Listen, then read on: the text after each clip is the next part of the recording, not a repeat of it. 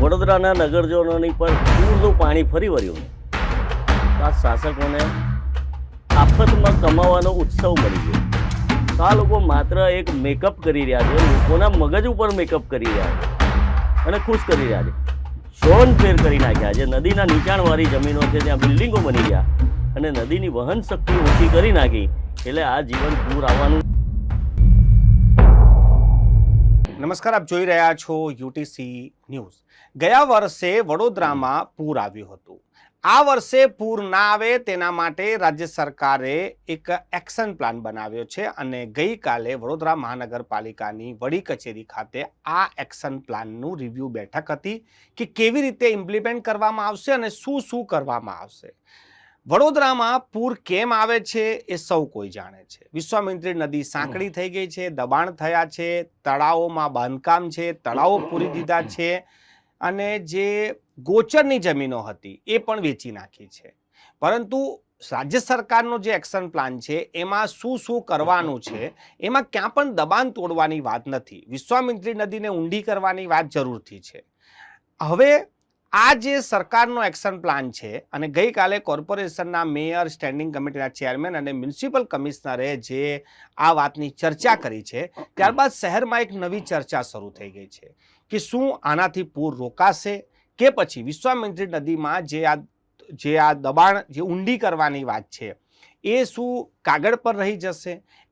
આ જ વિષય પર વધુ વાત કરવા માટે આપણી સાથે વડોદરા વિશ્વામિત્રી બચાવ સમિતિ છે અને તેમના આગેવાન શૈલેષ અમીન છે.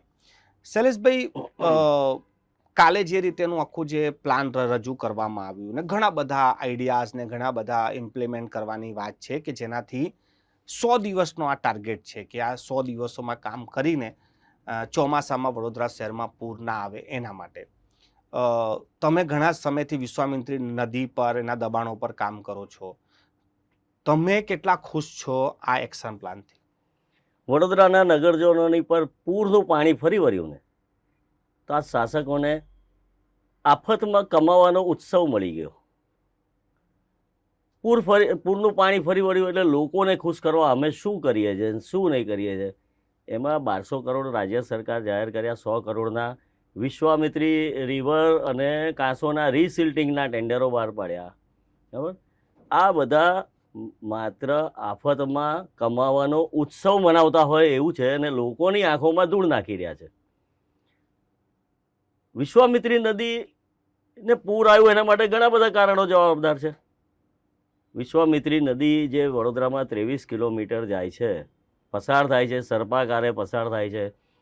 નદીના કિનારાની નીચાણવાળી જમીનો કે જે ખાનગી જમીન છે અને વર્ષોથી ખેતરો હતા અને ખેતીમાં ખેડૂતો જે ખેડતા હતા તો પિયતનું પાણી એટલે નદીનું પાણી લઈને 12 મહિના ખેતી પણ કરતા હતા. હવે આ જમીનો જે નીચાણવાળી છે એની ઉપરથી ચોમાસામાં પૂરનું પાણી પણ જતું હતું. તો આ બધી જમીનોને ગુજરાત સરકારના ડેવલપમેન્ટ પ્લાનમાં પ્રતિબંધિત વિસ્તાર 1 એટલે કે રિસ્ટ્રિક્ટેડ ઝોન 1 આમાં કોઈ દિવસ જીવનમાં બાંધકામ કરવું નહીં, કેમ કે આ પૂરનું પાણી વહન કરવાની જગ્યા છે અને રોકવી નહીં.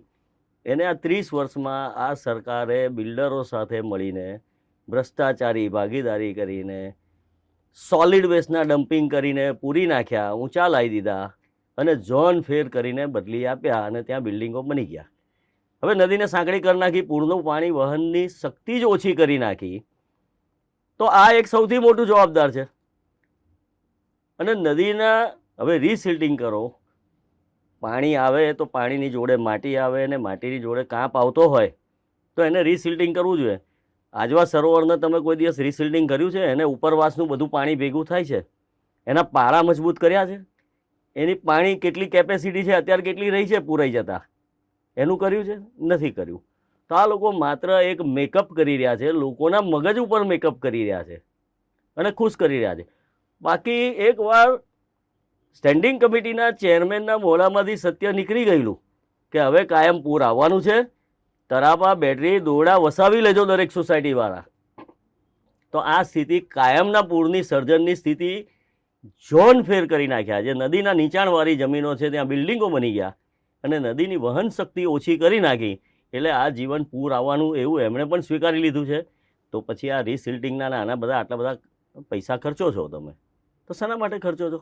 ચાલો ખર્ચો, વાંધો નહીં, પોઝિટિવ કે ભાઈ જેટલું વહન થોડીક વધે, પણ તમે આ જે પ્રતિબંધિત વિસ્તાર એકની જમીનમાં તમે જે સરકારે પૈસા ખાઈને બિલ્ડરો જોડે ભ્રષ્ટાચારી ભાગીદારી કરીને ઝોન ફેર કરીને રહેણાંક કરી આપ્યા, હવે એ રહેણાંક થઈ ગયા, લોકો રહેવાઈ ગયા, 5, 50, 100 ફ્લેટોમાં રહેવાઈ ગયા, તમે એ લોકોને કાઢી મૂકી શકતા નથી, તો વાંધો નહીં, હવે ના કરશો. પણ જેણે આ ખોટું કર્યું છે એની પર ફોજદારી રાહે કોઈ કાર્યવાહી કરવાના છો કે નહીં? તમે એક ખાતરી આપો છો કે નહીં કે હવે પછી અમે ઝોન ફેર કોઈ પણ કરીશું નહીં? એવું રાજ્ય સરકાર ખાતરી આપે, મુખ્યમંત્રી સોગંદનામું જાહેર કરે કે અમે કોઈ ઝોન ફેર નથી કરવાના હવે વિશ્વામિત્રી નદીની જમીનનું, તો એ કશું કરતા નથી. વડોદરામાં પૂર આવ્યું, લોકો 3 દિવસ પાણીથી એકદમ ડૂબી ગયેલા જેવી હાલત થઈ ગઈ. આ ડૂબી ગયેલામાં મહત્ત્વની વસ્તુ એવી છે કે તમે કેશડોલ આપી 2,500 રૂપિયા, પણ મારા ઘરનું જ્યારે ફર્નિચર ડૂબી ગયું, લેપટોપ ડૂબી ગયું, ફ્રીજ ડૂબી ગયું, ઘંટી ડૂબી ગઈ, મારી બહાર પાર્ક કરેલી ગાડી 500 મીટર દૂરથી મળી તણાઈ ગયેલી હતી, આ ટોટલ લોસ થઈ ગઈ, તો એનું શું? એનું કશું નહીં. માત્ર તમારે એક 60% વર્ગને ખોટી રીતે પૈસાની લાણી કરવાની રાજ્ય સરકારની તિજોરીમાંથી, અને એ લોકોને ખુશ કરીને 60% વોટો બટોળવા માટેનો આ પ્રયાસો કર્યા કરવાનો છે. કેટલી દુકાનદારને 40,000 આપ્યા, હવે એક ટીપું પાણી આવ્યું નથી, 10,000 રૂપિયાનું સેટિંગ કરીને કાર્યકરો જ ફરે. મામલતદારના માણસોની જોડે પાર્ટીના કાર્યકરો બધા ફરવા માંડ્યા અને ખોટાને પૈસા આપ્યા, 10-20,000 રૂપિયાના સેટિંગો કરી દીધા. આનો કોઈ વોચ નથી, કશું જ નથી. હવે નદીની વાત રહી, પૂર કાયમી રોકવાની. તો આ કાયમી પૂર રોકવું હોય તો તમારે સૌથી પહેલાં તો આજવાથી પાણી જે છૂટે છે તો એના ગેટ ઉપરનો કંટ્રોલ તમે બિલકુલ બેદરકાર જ છો, સોંપી દીધું છે. પાણી ક્યારે છોડવું ક્યારે નહીં એનો કોઈ નિયમ કશું નહીં, પહેલાં છોડ્યું કે ના છોડ્યું કોઈ જોનાર જ નહીં. અહીં આગળ પોતાના રાજકારણમાં વ્યસ્ત છે અને પૈસા કઈથી ખાવા, પ્રોફેશનલ પોલિટિક્સ થઈ ગયું હવે 100%. દરેક ચૂંટાય છે એને હું પૈસા કઈથી ખેંચું, માત્ર એક જ રસ રહ્યો છે, પ્રજાની સુખાકારી શું કરું, એનો કોઈ જ રસ નથી. તો સૌથી પહેલાં ગેટ જે છે આજવાના, એ ગેટમાંથી કેટલું પાણી સ્ટોરેજ કરવું ને કેટલું છોડી દેવું, એ વધારે પાણી એને સ્ટોરેજ કરવા માટે એના જે માટીના પાળાવાળું આજવા તળાવ છે, તો માટીના પાળાને મજબૂત કરવા કે નહીં, કે આ આજવા તળાવ ફાટી જશે તો શું સર્જન હશે વડોદરાનું, તો એનો કોઈ વિચાર નથી. હમણાં તો માત્ર વડોદરાની અંદરથી નદીમાં હું કેટલા રૂપિયા નાખું ને કઈથી શું કરી નાખું એ જ રસ છે. પણ શૈલેષભાઈ, આ ગઈકાલે જે ઘણી બધી વાતો કરવામાં આવી કે ભાઈ બોર બનાવવામાં આવશે, જે સ્પોટ્સ નક્કી કર્યા છે કે જ્યાં 1-2 કલાક પાણી ભરાઈ જાય છે તો ત્યાં જમીનમાં પાણી જતું રહે, અને વિશ્વામિત્રી નદીને ઊંડી કરવામાં આવશે, ચેકડેમ બનાવવામાં આવશે આગળ, તો આ બધી જે વાતો આ લોકો કરી રહ્યા છે, તમે ઘણા સમયથી પર્યાવરણ ને વિશ્વામિત્રી જોડાયેલા છો, તમને લાગે છે કે આ બધી જે વસ્તુઓ છે એનાથી થોડું ઘણું અસર થશે? વોટર રિચાર્જ વેલ, જ્યાં વોટર લોગિંગ થતું હોય, જ્યાં વરસાદી કાંસ નાખેલી હોય અને એમાંથી પાણી જતું ના હોય, રિચાર્જ વેલ બનાવો તો જમીનમાં ઉતરી જાય. હવે વડોદરામાં એવી સ્થિતિ સર્જાઈ છે કે 10 ફૂટ ખોદો અને પાણીના ફુવારા ઉડવા મળે. પાયો તમારા બિલ્ડિંગનો બનાવતા હોવ તો પાયામાંથી જ તમે પાયો બનાવી ના શકો એટલું બધું, તો પાણી નીકળવા માંડ્યું, તો આ પાણી તમારા વેલ લેવાના નથી, એની જ પાસે સરપ્લસ પાણી જમીનની પાસે છે, તો આ વેલનો શું કામ ખર્ચો કરવાનો? બીજી વસ્તુ કે રિચાર્જ વેલના પૈસા શું કામ ખર્ચો છો? ગુજરાત સરકારનો જે કોમન GDCR આવ્યો, બાંધકામ પરવાનગીના નિયમો આવ્યા, એમાં જેટલા મલ્ટી સ્ટોરી બિલ્ડિંગ બંધાય છે એના બિલ્ડિંગ યુઝ ઓક્યુપેશન સર્ટિફિકેટ આપવામાં આવે, ત્યારે પરકોરેટિંગ વેલ, એની અગાસીનું સમગ્ર અગાસીના વિસ્તારનું પાણી એ જમીનમાં ઉતારી દેવા માટેનો વેલ ફરજિયાત છે. શેડ્યુલ 11 કે 21માં આ બધું ના હોય તો એને બિલ્ડિંગ યુઝ ના મળે. આ બધું પૈસા કહીને ખાવાનું બંધ કરી દો તો 500 વેલ એમને જ ઊભા થઈ જશે. આટલા બધા 500 બિલ્ડિંગ તો વડોદરામાં એમને બની રહ્યા છે, જે બની રહ્યા છે એને સીલ માર દો કે એના ખર્ચે બનાવી લે તો 500 વેલ તો એમને જ ઊભા થઈ જશે. પરકોરેટિંગ વેલ તમારે બનાવવાની જરૂર ત્યાં જ છે જ્યાં દાખલા તરીકે સિટીમાં છે નવું બિલ્ડિંગ બનતું નથી. દાખલા તરીકે આ દુલીરામ પેડાવાળો રાવપુરાનો રોડ છે, તો ત્યાં આગળ 1 ઇંચ વરસાદમાં ઘૂંટણ જેટલું પાણી થઈ જાય છે, તો ત્યાં એની પાસે પરકોરેટિંગ વેલ કરવાની જગ્યા નથી. તો મેં હમણાં સૂચન કર્યું કે તમે 1 નંબરની સ્કૂલમાં નીચેથી પાઇપ લઈ જઈને 1 નંબરની સ્કૂલમાં તમે પરકોરેટિંગ વેલ કરો અને એ પાણી ત્યાંથી નીચે ઉતારો. પણ જમીન પણ પાણી લેવી જોઈએ ને, જમીનમાં જ 10 ફૂટે પાણી છે તો આ પાણી કઈ જવાનું છે? એટલે આ બધો બોગસ પ્રોજેક્ટ બનાવી રહ્યા છે, એમને કોઈ ખબર જ નથી, સમજ નથી. કોઈ તજજ્ઞનો અભિપ્રાય લેતા નથી. પણ સાહેબ આ લોકો તો કહે છે કે જે આઈએસ આઈપીએસ જે આઈએસ અધિકારીઓ છે, એન્જિનિયરો છે, એમની અધ્યક્ષતામાં આખી કમિટી બનાવી છે ને. આઈએએસ અધિકારી એટલે જનરલ એડમિનિસ્ટ્રેશન માટેનું ભણેલા હોય, એડમિનિસ્ટ્રેટિવ સ્કિલ એમનામાં આવેલી હોય. પણ જ્યારે ભૂસ્તર શાસ્ત્રીને બોલાવો, એ આઈએએસ કરતાં વધારે સારી રીતે કહી શકશે. વોટર મેનેજમેન્ટના અભ્યાસ કરેલા અને એના પીએચડી થયેલા અને સંશોધન કરેલા બધા બહુ લોકો છે, એમની ટીમ બનાવો. ભૂતકાળમાં એનર્જી જનરેટ કરવા માટે અને ટેલિકોમ્યુનિકેશન માટે શામ પિત્રોડાને જેવી રીતે બોલાયેલા હતા કે ભાઈ આપણી પાસે નોલેજ ઓછું છે, કોકનો જ્ઞાનનો લાભ લઈએ, તેવી રીતે અહીંયા આગળ નોલેજવાળા માણસોને બોલાવવા જોઈએ અને એમની પાસેથી અભિપ્રાયો લેવા જોઈએ. એ લેતા નથી. અને ચૂંટાયેલો પ્રતિનિધિ તો ડૉક્ટર બી ભણેલો હોય, એન્જિનિયર બી થયેલો હોય કે વકીલ થયેલો હોય કે અભણ બી આવી શકે છે. અહીંયા આગળ તો પાબંદી નથી, 5 ધોરણ પાસ બી મેયર બની શકે છે. તો એ નક્કી કરશે આ બધું? તો એવું ના હોય. તજજ્ઞના અભિપ્રાય લેવા જોઈએ ને કેવી રીતે. અને મેક્સિમમ હવે વિશ્વામિત્રી નદી 100% ક્લીન એટલે નથી થઈ શકવાની કેમ કે તમારા જ કારણે ઊભા થયેલા દબાણો, ઝોનબંધી તમે ખુલ્લી કરી નાખી, પ્રતિબંધિત વિસ્તાર, નદીને સાંકળી કરી નાખી, દબાણો બિલ્ડિંગો બની ગયા, તો 100% તમે નથી કરી શકવાના. ને વડોદરાની ખાસ રચના એવી છે મનોજભાઈ કે વડોદરામાં 5 જેટલી મોટી નદી જેવી મોટી કુદરતી વરસાદી કાંસો છે. ભૂખી કાંસ, મસિયા કાંસ, રૂપારેલ કાંસ, એવી 5 મોટી કાંસો છે અને લગભગ 20 જેટલી નાની નાની કાંસો છે. આ બધું વરસાદનું પાણી વડોદરામાં એક સાથે આભ ફાટી જાય તો આ બધી કાંસો એબ્સોર્બ કરી ને એને નદીમાં મોકલી અને વડોદરાને પાણીથી મુક્ત રાખે છે એવી કાંસો છે. હવે આ કાંસોને બી બંધ કરી દીધી. કુદરતી વરસાદી કાંસ, નદી કે તળાવ, વોટર બોડીના જેટલા પણ હિન્દુસ્તાનના કાયદા છે એ કાયદામાં આ બધાને ડિસ્ટર્બ કરાય નહીં.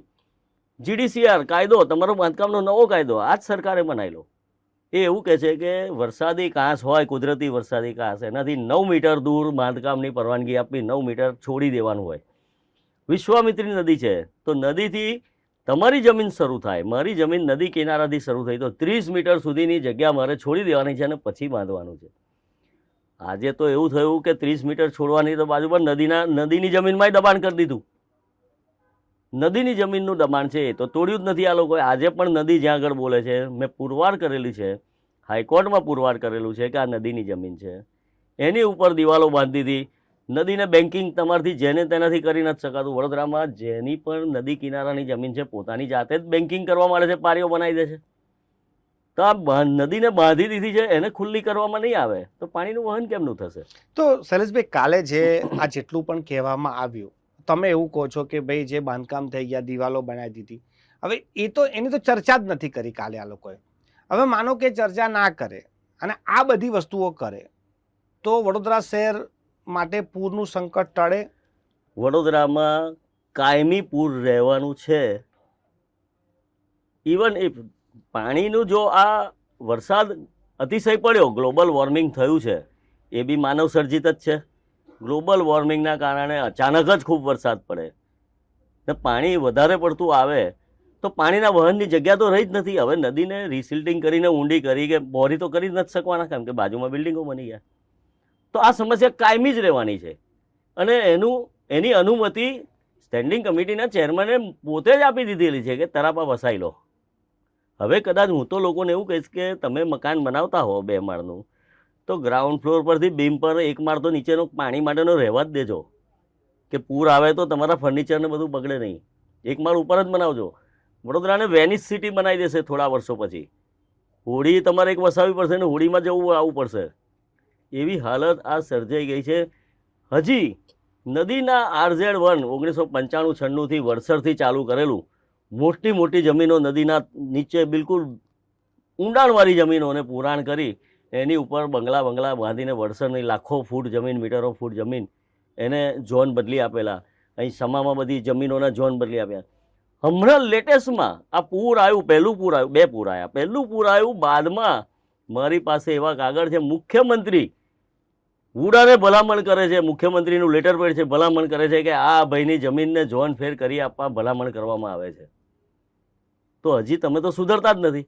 તમે તો લોકો ડૂબ્યા એટલે 200-500 કરોડ આપ્યા અને મેકઅપ કરીને તમે બતાવી દીધું કે જો અમે આટલું બધું કરી દીધું.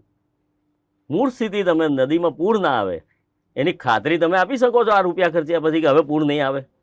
કેટલા ક્યુબિક મીટર પાણીની વહન શક્તિ વધી એ આપી શકો છો? નથી આપી શકી. તો આ માત્ર મેકઅપ કરેલા જેવું છે. અને આ જરૂરી તો છે જ. રીસિલ્ટિંગ કરવું, નદીને ઊંડી કરવી, પહોળી કરવી, કે બાજુમાં બેન્કિંગ જે ઝાડા ઝાખરા સાફ કરવા, આ જરૂરી તો છે જ. પણ આના સિવાય પર્કોરેટિંગ વેલ બનાવવા એ કંઈ બહુ જરૂરી દેખાતા નથી. અને આ સિવાય દબાણો જે કરેલા છે, RZ1 રિસ્ટ્રિક્ટેડ ઝોન, તમે ચલો એને નથી તોડવાના, તમે એવી ખાતરી આપો કે હવે પછી એક પણ પ્રતિબંધિત વિસ્તાર એકની જમીનને રહેણાંક વિસ્તારમાં તબદીલ કરવાનું ગેરકાયદેસર પૈસા ખાઈને અમે કરીશું નહીં. એવું મુખ્યમંત્રી જાહેરાત કરે કે હું કોઈને કાગળ લખીને કહીશ નહીં કે આ બિલ્ડરને ભલામણ કરું છું કે આની નદીની જમીનને દબાણવાળી છે, ઊંચી કરી અને ઝોન ફેર કરી આપો, એવો હું કોઈને પત્ર લખીશ નહીં. એવી ખાતરી આપે. નવલાવાલા આયા, રિપોર્ટ બનાવ્યો. નવલાવાલાને એમને એમ તો આયા નથી, સરકારે બોલાયા છે. કમિશન બેસે એટલે લાખો રૂપિયાનું બજેટ હોય, પૈસા આપ્યા છે. આજે 3 મહિના થયા, નવલાવાલા રિપોર્ટ એમનો જાહેર કરે. પ્રજાના પૈસાથી તમને બેસાડ્યા છે, તો રિપોર્ટ તો જાહેર કરો કે શાના કારણે થયું છે, શું થયું છે. તમે આજવા સરોવરની કેપેસિટી ઓછી થઈ ગઈ છે, નદીની કેપેસિટી ઓછી થઈ ગઈ છે, કાંસોની કેપેસિટી ઓછી થઈ છે. કાંસોને પણ રિસિલ્ટિંગ કરવાની જરૂર છે. કાંસો તો એકદમ દબાઈ જ દીધેલી છે વડોદરા શહેરની. કાંસોની ઉપર તો પાર્કિંગો ને એવું બધું કરી દીધું. ખરેખર તો 9 મીટર દૂર હોય. આ ભૂખી કાંસ જુઓ. ભૂખી કાંસને ભૂતકાળમાં લોકો ભૂખી નદી કહેતા હતા. આ ભૂખી કાંસને તમે વડોદરામાં ઘૂસે ત્યારથી એને 3 મીટરનું બોક્સ બનાવી દીધું. કુદરતી વરસાદી કાંસને બંધાય નહીં તેમ છતાં બનાવી દીધું, કારણ કે કોઈ બોલનાર નથી. હાઈકોર્ટમાં જઈએ તો નદી નાળા તળાવોની મેટર હોય તો જાઓ NGT, એટલે ગો ટુ NGT કરીને મોકલી દે છે. તો કેસ ઇઝ ડિસ્પોઝ, એટલે જવાનું પૂના. વડોદરાથી પૂના જઈને કેસ લડવો સહેલું નથી રહ્યું. તો NGTની બેન્ચ ખરેખર તો હાઈકોર્ટમાં લઈ આવો, હાઈકોર્ટના બિલ્ડિંગમાં NGTમાં લડી શકાય. NGTના ઓર્ડર થયેલા છે વડોદરાને માટેના વિશ્વામિત્રી નદીના, કોઈ કાઢતું જ નથી, કેમ કે એ કોર્ટ નથી, એ પનિશમેન્ટ સીધું આપતું નથી. તો આવી રીતે ટ્રિબ્યુનલો બનાવેલી છે, ટ્રિબ્યુનલો નિર્ણય કરે, એનો અમલ ના થતો હોય તો હાઈકોર્ટે પણ કડક અમલ કરવો જોઈએ. અને મારો કેસ 2015-16થી ચાલે છે, આજ સુધી નિર્ણય નથી લેતા. તમે નિર્ણય તો લો, સરકાર જ વચ્ચે અવરોધો નાખીને નિર્ણય નથી લેવા દેતા નદીના દબાણો. તો આ નિર્ણયો જલ્દી લેવા જોઈએ. અને નદી નાળા તળાવો જંગલો માટે રોમન ડોક્ટ્રીન, સુપ્રીમ કોર્ટે એવું કહ્યું છે કે આ રોમન ડોક્ટ્રીન છે કે નદી નાળા જંગલ તળાવો જે કુદરતી છે એ માત્ર મનુષ્ય જાતિના નથી, પશુ પક્ષીના તમામના છે. તો એને માટે મનુષ્ય પોતે નિર્ણય ના કરી શકે કે હું આમ કરું ને તેમ કરું, એવા જજમેન્ટમાં ઉલ્લેખ કરેલા છે. પણ આ લોકોને તો સુપ્રીમ કોર્ટનું જજમેન્ટ હોય, હાઈકોર્ટનું જજમેન્ટ હોય, જજને બદલી નાખવા સુધીની વાતો કરવાવાળા માણસો છે આ લોકો. કેમ કે એમનો પણ જજની નિયુક્તિમાં એક રોલ હોય છે, એટલે હવે જજોને પણ દબાઈ દેવામાં આવે છે. તો શૈલેષભાઈ, છેલ્લો સવાલ આ છે કે તમને એવું લાગે છે કે આ કંઈ પણ જે એક્શન પ્લાન રિવ્યુ કાલે થયો એનાથી બહુ કંઈ જાજો અસર થાય નહીં, તો વડોદરાની જનતાને પણ આ વસ્તુ સમજ તો પડતી જ હશે. તો પછી આટલા બધા કોન્ફિડન્સથી મેયર, સ્ટેન્ડિંગ કમિટીના ચેરમેન અને કમિશનર જ્યારે બોલતા હોય ત્યારે એ લોકો કેમ બોલી નથી શકતા બહાર આવીને, જેમનું લાખો કરોડોનું નુકસાન બી થયું છે? એ લોકો જો આ વખતે કેશડોલ માટે ઝૂંપડાવાળા નીકળ્યા ટોળાને ટોળા, ચાહે કોંગ્રેસ હોય, ભાજપ હોય કે કોઈ બી હોય. 2000-5000નું ટોળું 2500 રૂપિયા લેવા માટે નીકળ્યું. જેના ઘરનું હું આજે નવો ભણ્યો ગણ્યો, લગ્ન કરીને કુટુંબ મારું વસાવ્યું, બધું જ EMI પર લઈ આવ્યો, હું રેફ્રિજરેટર લઈ આવ્યો, ઘંટી લઈ આવ્યો, ગાડી લઈ આવ્યો, મારા EMIના હપ્તા ચાલુ છે અને બધું જ વેનિશ થઈ ગયું, ખલાસ થઈ ગયું. તે તો બોલતો નથી. એવા કેટલા બધા મકાનો છે, એ બોલતો નથી. અને આ લોકો સરકારને એની પડી પણ નથી. અમારી પાસે 60%, એ લોકો મતદાર, દરેકને મતદાર જોઈએ છે કે આ મરી ગયો એ મતદાર કેટલા મહત્વનો હતો. હોળી હોનારતમાં 12 મરી ગયા કે 14 મરી ગયા, એના કરતાં કોકે તલવાર મારીને એમના કાર્યકરને મારી ગયા તો બધા ભેગા થઈ ગયા. 14 મરી ગયા તો કેમ નહીં આયા કંઈ? તો એવી રીતે આ લોકો દરેક વસ્તુને, દરેક પ્રોજેક્ટને, દરેક વસ્તુને આ લોકો એમના મતદારની તુલના કરે છે કે આ લોકો, મારા આટલા લોકો ખુશ થવા જોઈએ એટલે બાકીનાને જે થવું હોય મરવા જવો જાય. તો લોકોએ પણ સજાગ જવાની જરૂર છે કે તમારા ઘરમાં આટલું બધું નુકસાન કર્યું, તમારી ગાડી 500 મીટર તણાઈ ગઈ, 2 વર્ષ થઈ ગયેલા, વીમો કશામાં મળ્યો નહીં, તમે EMIના હપ્તા ચાલુ છે ને વસ્તુઓ ફેંકી દેવાની થઈ ગઈ, તો તમારે પણ સજાગ થવાની જરૂર છે. તો લોકો સજાગ થાય ને બીજી બધી વાતોમાં ભરમાયા વગર માત્ર આ વાત લઈને બેસે ને જેટલા પણ આવે એટલાને આ જ સવાલ કરે કે ભાઈ મારું આ થયેલું એનું શું? તમે 1200 કરોડ 1500 કરોડ જે બી ખર્ચો રાજ્ય સરકારના તમારા ખિસ્સામાંથી લાયા નથી. એ પ્રજાના ટેક્સના જ પૈસા છે. ઘરવેરો હોય, કાં તો જીએસટી હોય, કાં તો ઇન્કમ ટેક્સ હોય, તમે એક બીજી રીતે વસૂલેલા જ છે. તો એ પૈસાનો તમે ઉપયોગ કરો છો તો મારું શું? અમારા વિસ્તારમાં તમારા કારણે પૂર આવ્યું એને માટે મને શું વળતર મળશે? તેનો કોઈ સર્વે નથી, કશું જ નથી. સર્વે HFL ફ્લડ લેવલ શું કેટલે આવ્યું એનું ફાયર બ્રિગેડને સોંપેલું છે. ફાયર બ્રિગેડ જ પૈસામાં એટલું બધું દોડ્યા કરે છે અને કંઈ લાફા મારે છે ને કેસ થાય છે ને દારૂ પીને ફરતા હોય છે. બધું તંત્ર જ ખલાસ છે. માત્ર એક રાજકારણીને સાચવી લો એટલે તમે અધિકારી જેટલા બી ભ્રષ્ટાચાર કરો એક ધારાસભ્યને પકડી રાખો એટલે એ તમને બચાયા કરે. આ સિસ્ટમથી આખી પાલિકા ચાલે છે. એમાં પ્રજા ત્રસ્ત થવાની છે અને હજી આગળ થતી જ રહેશે. ખૂબ ખૂબ આભાર. અમારી સાથે ચર્ચા કરવા માટે આ હતા શૈલેષભાઈ અમીન, એડવોકેટ છે અને વિશ્વામિત્રી બચાવ સમિતિ વડોદરાના તેઓ આગેવાન પણ છે. ઘણી વખત ઘણા વર્ષોથી તેઓ આ વિશ્વામિત્રી માટે લડી પણ રહ્યા છે. વડોદરા શહેરમાં એક જ સિઝનમાં 3 વખત ફ્લડ આવવું અને એ ઘટનાને હવે 5 મહિના થઈ ગયા છે. 6 મહિના પછી ફરી વડોદરામાં વરસાદ આવશે. ભગવાન ના કરે વધારે વરસાદ આવે અને ફરી પૂરની પરિસ્થિતિ સર્જાય ત્યારે શું આ બધા કામો એ સમય કામ લાગશે કે આ બધા કામો શૈલેષભાઈના કીધા પ્રમાણે માત્ર એક આપદામાં અવસરનું રૂપ લઈ લેશે? આ પણ મોટો સવાલ છે. અમારો માત્ર સવાલ એન્ડમાં એટલો જ છે કે તમે જે પણ પૂર નિયંત્રણ માટે કરી રહ્યા છો એ બધી વસ્તુ બરાબર છે, પરંતુ જ્યાં સુધી દબાણો જ નહીં હટે, વિશ્વામિત્રી નદીનો જે ફ્લો છે એમાં દબાણો નહીં તૂટે તો તમારી કામ કરેલી જે કામગીરી છે એનું ફળ કેવી રીતે મળશે? આ જ સવાલ છે. તમારી પાસે કોઈ જવાબ હોય તો કોમેન્ટ બોક્સમાં કોમેન્ટ કરી શકો છો.